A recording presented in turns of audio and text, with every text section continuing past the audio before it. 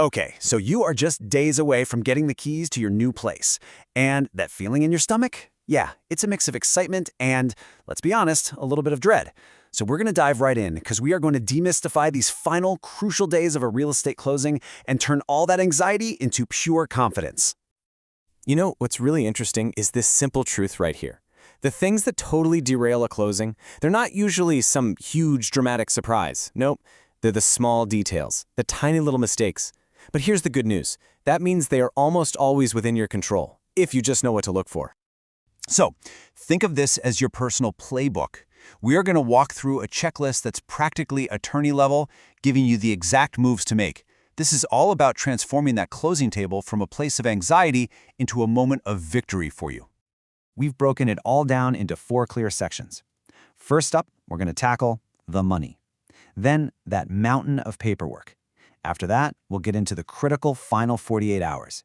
And we're going to finish with an immediate action plan you can use today. It's a clear roadmap, so let's get started.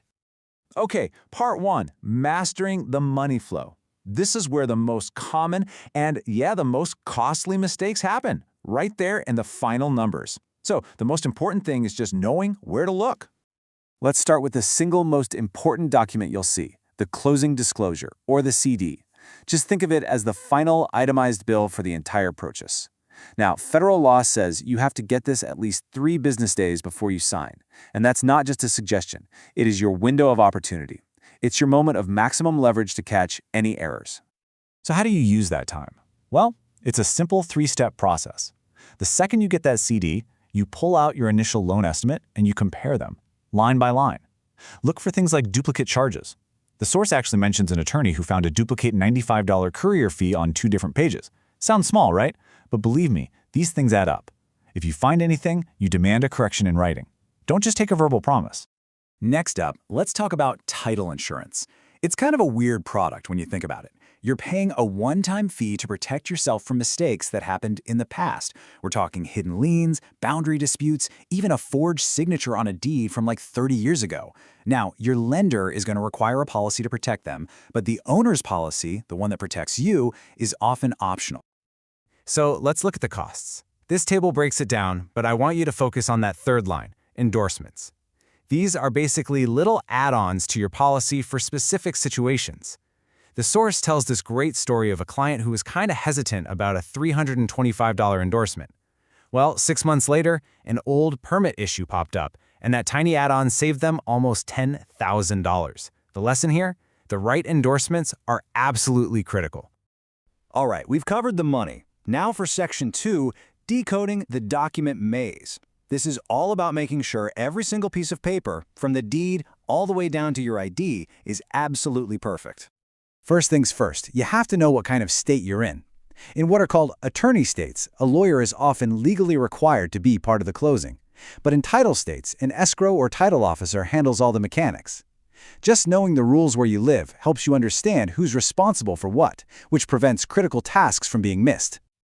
And this is where tiny details can cause massive headaches. I mean it. Your name has to appear exactly the same on your ID, on the loan documents, and on the deed.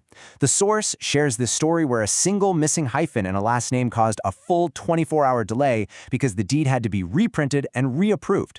The takeaway here is simple: precision is everything. Okay, this brings us to Section 3, controlling the final 48 hours. The pressure is on, and this is where having a solid checklist is going to save you from any last-minute panic.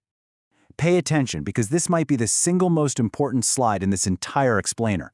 Wire fraud is everywhere. If you get an email with updated wiring instructions, just assume it's fraud. Stop. Do not email back. Pick up the phone and call a number you got at the start of the process, not one from that new email. And then you verbally confirm every single digit of the account number.